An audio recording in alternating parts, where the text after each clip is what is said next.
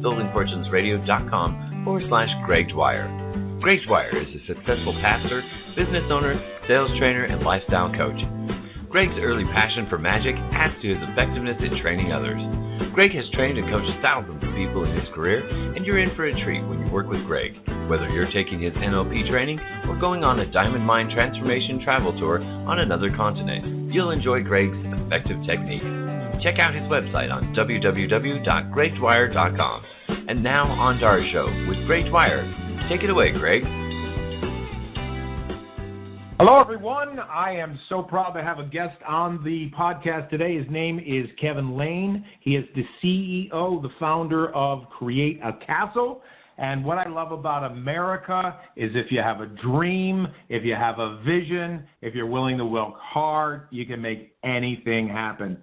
So my friend today is Kevin Lane. Kevin, thanks for being on the podcast tonight. Oh, my pleasure, Greg. We always appreciate you having us. So I really admire what you've been doing in your life. We've talked a lot about the past, how you came up with this concept. I don't want to dwell there. I want to talk to you about the mindset of an entrepreneur. What does it take to take a risk? What does it take to have the mindset to say, you know what, I've been doing something for a long time. It's been great. It serves me well, but I feel like I'm going to do something else. What does it take to be able to do something like that? Yeah, so a lot of people, there's books written about it from, Shark Tank entrepreneurs and stuff. They call it hustle and grind. But I think that there's, I've never read any of those books, and maybe in there, but there's one critical word that's missing in the title, and I really believe in that word is sacrifice. It takes a lot of sacrifice, time, energy, motivation, money, effort, everything, all of those things combined is really what you have to wrap your mind around to really kind of jump into that boat and make that transition over. I was already an entrepreneur before Create a Castle, so it made it a little bit easier, but I really wasn't selling a product. I was selling a service. So it's kind of two different things entirely. Selling a service is a lot different from selling a product. Selling a product takes a lot more commitment, time, money, and investment up front, just energy all in, basically. And I would assume you have to get the family on board. I assume you have to have other people that help you with graphics, design. It's not just a one-man show, am I right? Absolutely. No, it definitely takes a village. For instance, so I talk about this whole thing a lot of times on other podcasts, and I can kind of beat a dead horse here because it's so critical of being an entrepreneur, which is make those connections, build those bridges, and by building all of those bridges, you have an outlet of people to pull from. So, for instance, I'll give you a perfect example. My first job I ever got out of college, a gentleman by the name of Matt Kornhaus, super, super talented, creative guy. Well, he led me into an entrepreneur group while I was doing my Codehounds business, which was web-based business. And he said, hey, you should check this out. It's really cool. So, without him being that spark in my life, I probably wouldn't be talking to you right now because Create a Castle probably would have never have been born. So it's kind of critical that, as you go through the creative process, to really build bridges, don't burn them, because there's important people in your life like Matt. Matt is the guy who ended up doing the logo design. He helps with all of our packaging. He did all of our design work for all the trade show booths, all the trade shows that we've done throughout over the past, few years. We've been doing trade shows. So he's a really integral part of Create a Castle. That's just one example. Even you, I've had you down at the warehouse to help me, move boxes, offload containers, and it's a lot of work. It's a big, big commitment from the second that you jump in, whether it be making that decision to put the down payment on doing molding and tooling, or, getting your first container shipped over to you. It's just a huge commitment, and you have to have a group of people, core people that you know that you can trust to rely on. Now, I'm just reading a book right now by Keller Williams, and the name of the title is The One Thing. And one of the things he talks about is things that happen in your life, and it seems like a coincidence, but it's not. It's somebody like Matt who says, hey, why don't you take a look at this? Or someone that comes into your life and says, hey, I want you to meet this person. Do you find that those coincidences or those lucky breaks are kind of like synchronistic in a sense that they open doors for you? Oh, gosh, yes. I mean, if you're not open to that type of thing, you better open your eyes very clearly because there's signs all around you. We've had this discussion in the past, but it's just misdirection, right? So you can miss the little things that are calling you, and you might not even know it. For instance, another guy, Joel Hogue, who ended up being he's the guy who did all of the engineering work for Create Castle, and I happened to meet him through my old business at Codehounds. I was launching a product for another client, and he was, he invented something. We were launching it into the Amazon. I had to get all the product specs from Joel. And so I said, oh, my gosh, I had this guy. I just thought of this whole idea. Right around the same time that I was doing that is when I dreamed up Create a Castle, the world's only split mold, stackable sand and snow castle system. So, it's definitely, it's not chance. It's not really luck. I think it's more divine intervention, I like to call it. It's the universe kind of guiding you. It's literally the universe guiding you down a path, and you don't really know it at the time. I still don't know it sometimes, but then I look backwards. I'm like, wow, it's an incredible journey, and sometimes you have to stop and live in the journey of being an entrepreneur to realize how far you've taken, your brand. Now, I like what you just said a few minutes ago. It's almost like you rolled in there your branding. Can you repeat what you said? You know what I'm talking about? And then you went and said it. Say that again. What part of it? It was the branding of Create a Castle. You just said it. It rolled off your tongue. I don't know exactly what I said, but it's critical that you have a core group of people to help you build that brand, because look, the reality is that you may think you can do this on your own, but in reality you can't. Right. You need a core set of people, whether it's helping you do the design work, helping you offload containers, helping you translate to people that you're talking with in Asia, if you're going to be working with people in Asia or wherever it may be in the world. It's critical that you build your brand through all of the outlets that you've built over your career. And what I mean by that is really you capitalizing and utilizing all the different skill sets to help bolster your brand. I'm the forefront of it, but I'm just tip of the spear, as they like to say. Behind me are so many other people. I mean, obviously my wife is a tip of the spear as well. I mean, I couldn't do half of the things that I do without Lori. So, it's building a brand is critical, but you have to have the right people behind you to help you build that brand properly. I get that. I guess what I was asking is, it kind of rolled off your tongue really quickly. You talked about the product itself. It's the only product, and then you went to describe it in a sentence. Do you know what I'm talking about? Oh, yeah. Now I do, yes. So basically, Create a Castle is we invented the world's first split mold system that helps to build sand castles and snow castles, and it's the only stackable system. And the cool thing is if you're on a beach where you can't stack, you can use the parts independently to create a lower profile kingdom. It's a very cool system. It's a one-of-a-kind system. And, it's just been an incredible journey for us so far. So how did you come up with that talking point that you just said? I mean, you just said it so eloquently, and it just rolled off your tongue. Was that something that you just sat around a kitchen table with your friends and family, or did it just come organically through time? I mean, how did you come up with that? Yeah, it came organically through time. So I like to say that, as I did this, there's door-to-door salesmen, and I think we've talked about this in the past. I went beach to beach, and everybody would ask me, what is that? And I would have to come up with a quick kind of sales pitch.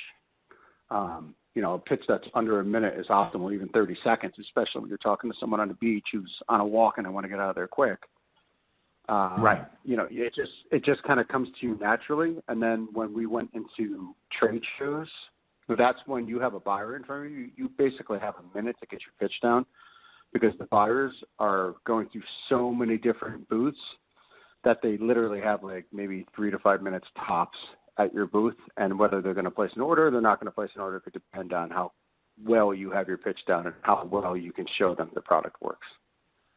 Exactly. So people that have a product, or they are an entrepreneur, they have a service, they better be able to know how to get that message across really quickly. Now I'm right on Facebook right now. I'm watching you build a castle in the sand, but I'm also seeing you on Kelly and Ryan. I'm seeing you on television. I'm seeing you on QVC.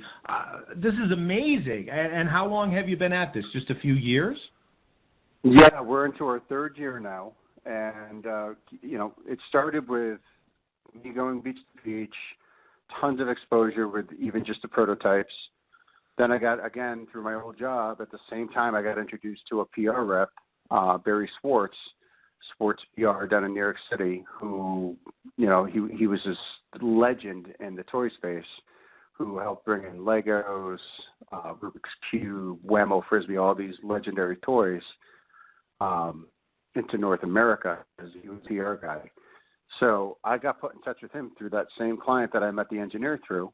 And, basically, one thing led to another. We were on live with Kelly and Ryan, I think, within a couple of months of working with him.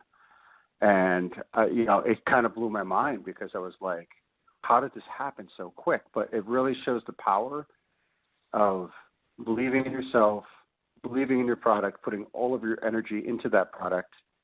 And I just said this recently on another podcast that, you really get back what you put in, meaning the energy that you put into your brand, into your product, and all the work that you put in is going to come back, and it could even come back more than what you put in, because, live with Kelly and Ryan, QVC, and then 2020, we just won the International Toy of the Year across the whole world. So in the outdoor category, it's hard to believe, and it's almost, it's not realistic for most businesses to get all of those accolades that early. But I'm telling you, it's because I focused and I put basically my life force into the brand. I really, when I go and do everything, even when I'm on a beach, I do it with passion. You gotta become a showman, and you want to really kind of showcase what your product can do and take it to that next level. And that's what I learned how to do. I learned how to build, 7-8 foot castles instead of just a 2-foot castle.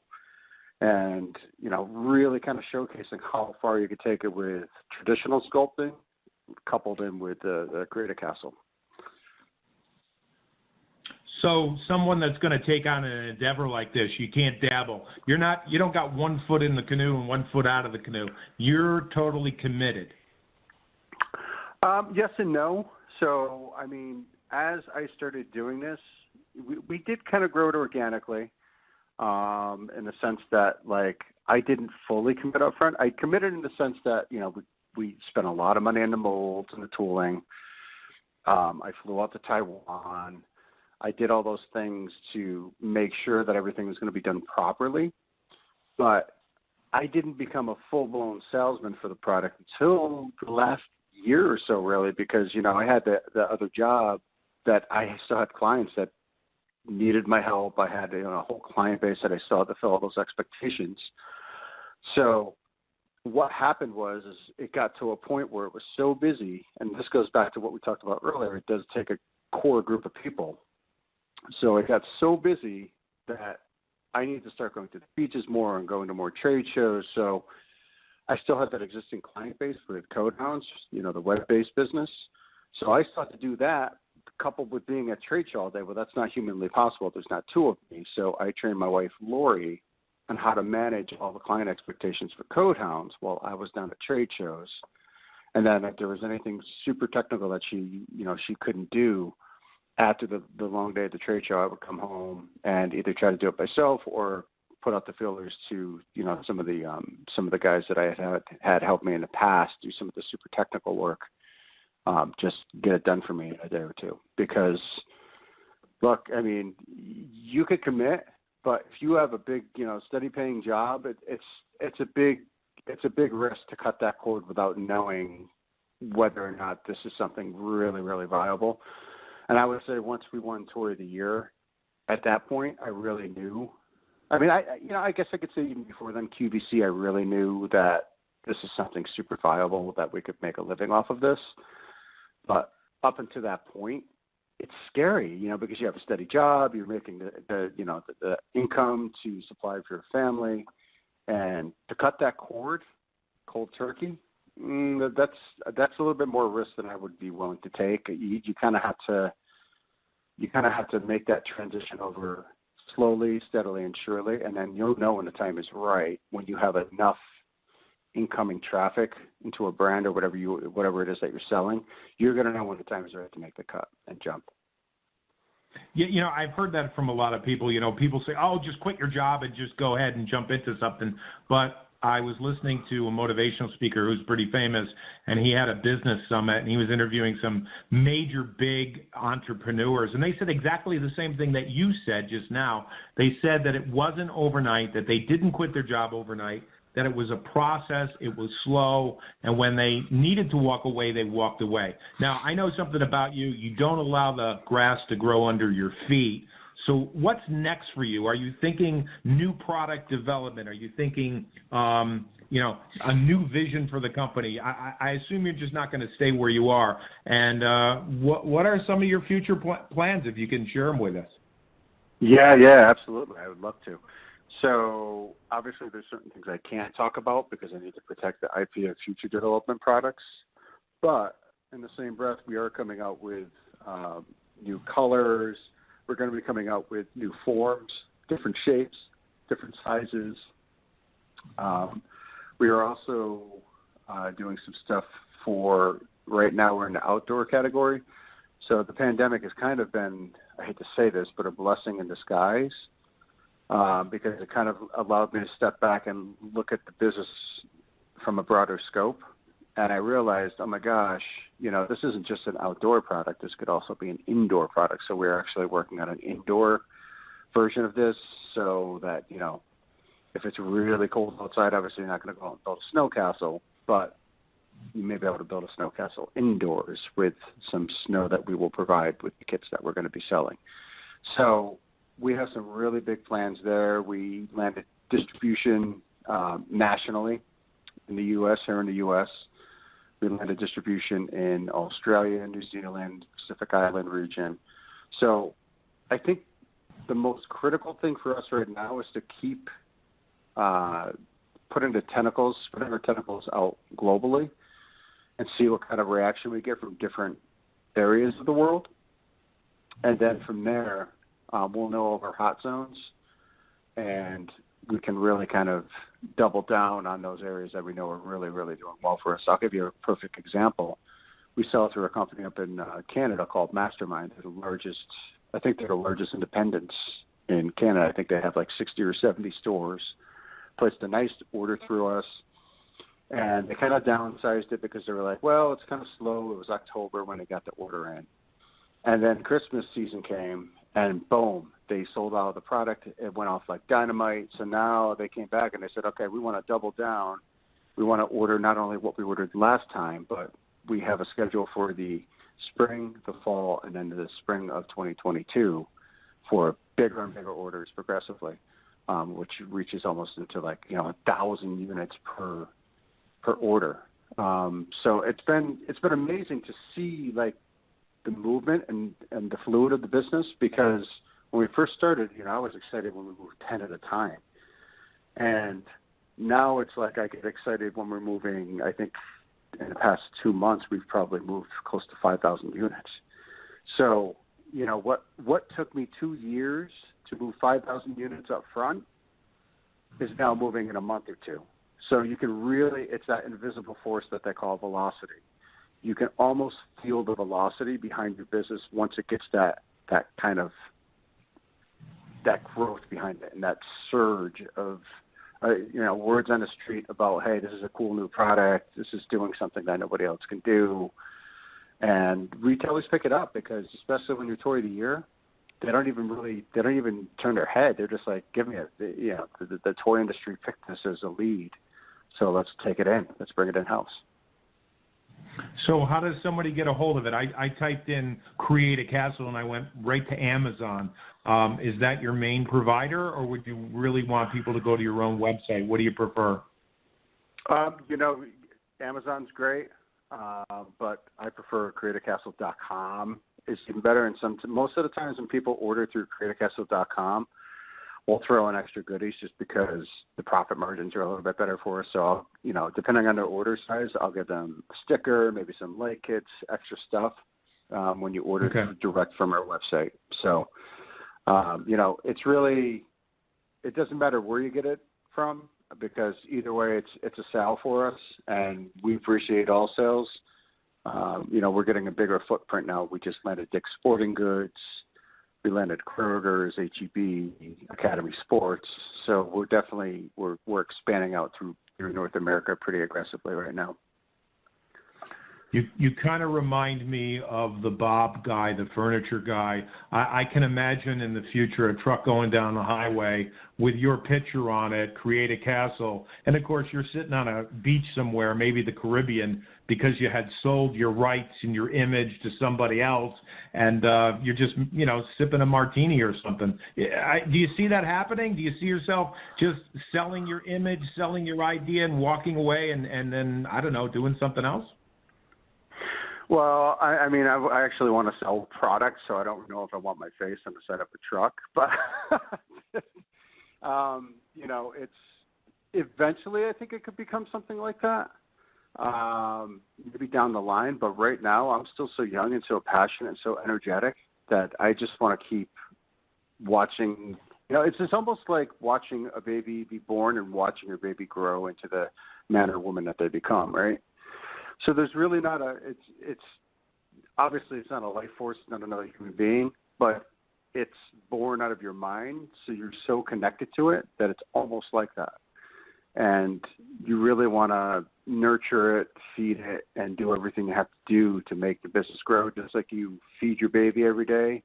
Well, all of them, the profits that we get into that come into the business generally go back into it.